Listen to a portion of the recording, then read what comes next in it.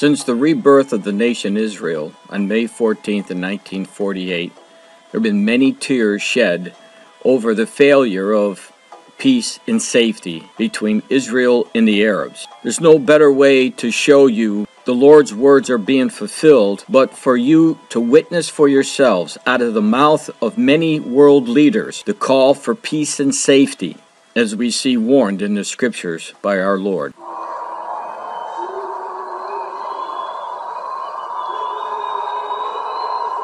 And I hope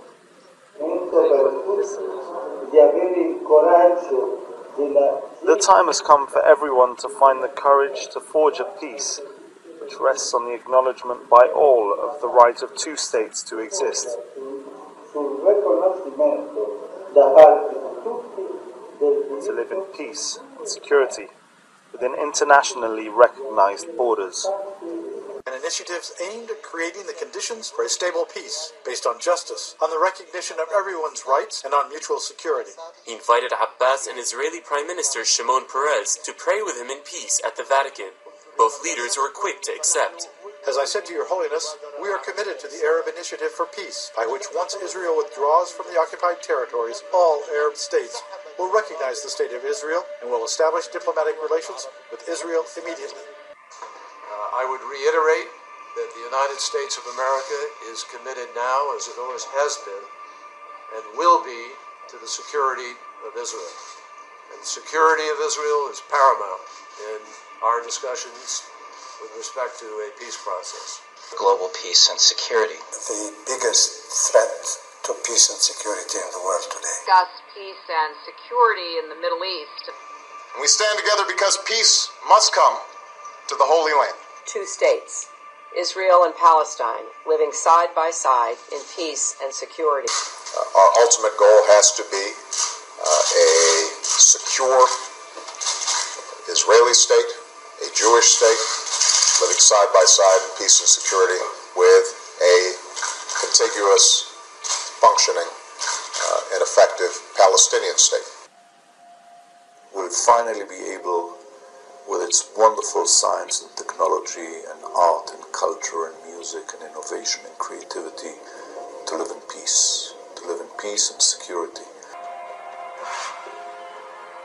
The people of Israel and the Palestinians are living side by side in peace and security. To fashion a peace that will ensure Israel's security, in which both the Israeli people and the Palestinian people can live in peace and security. Two states for two peoples living side by side in peace and security. They can live side by side in peace and security. Peace and security. Peace and security. Peace and security. Bring peace and security for the entire region.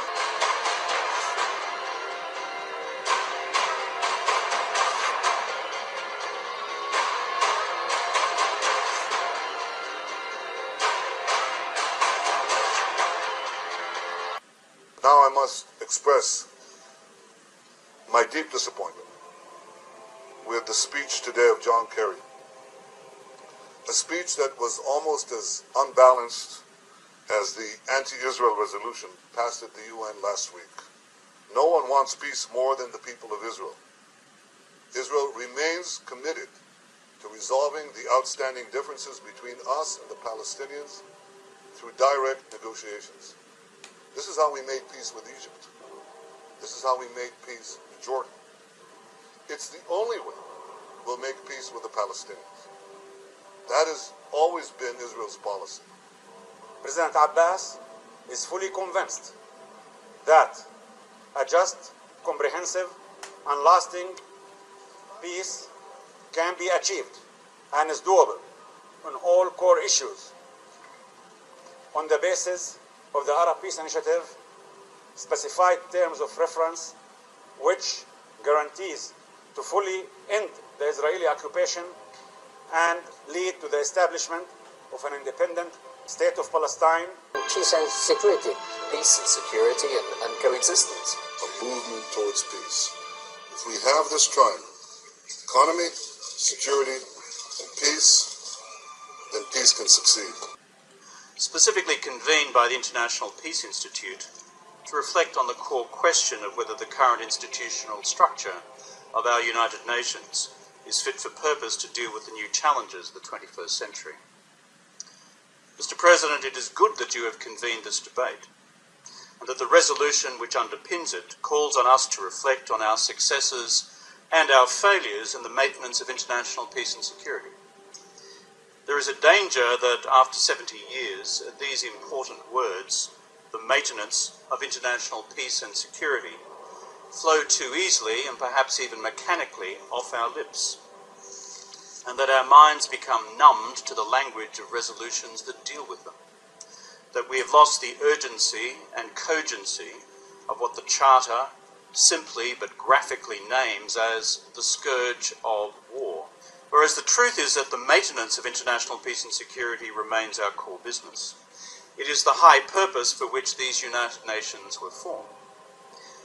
Mr. President, it is therefore good that after the historic adoption of the Sustainable Development Goals, that Member States have also called on us to debate the future of peace and security, to reflect on our successes and failures from decades past, and to apply these lessons afresh to the decades to come.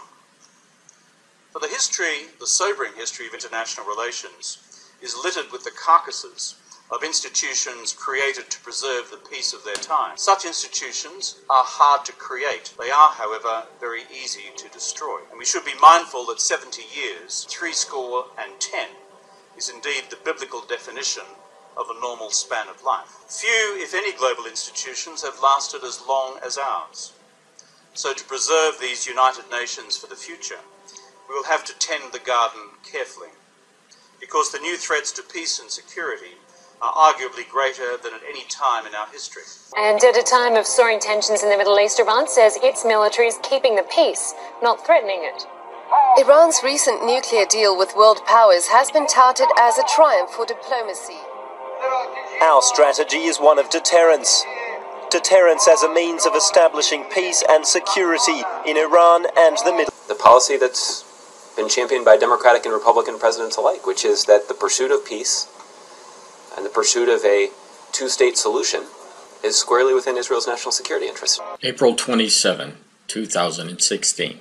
I'd like to talk today about how to develop a new foreign policy direction for our country. One that replaces randomness with purpose, ideology with strategy, and chaos with peace. Israel, our great friend, and the one true democracy in the Middle East, has been snubbed and criticized by an administration that lacks moral clarity. Just a few days ago, Vice President Biden again criticized Israel, a force for justice and peace, for acting as an impatient peace area in the region. President Obama has not been a friend to Israel.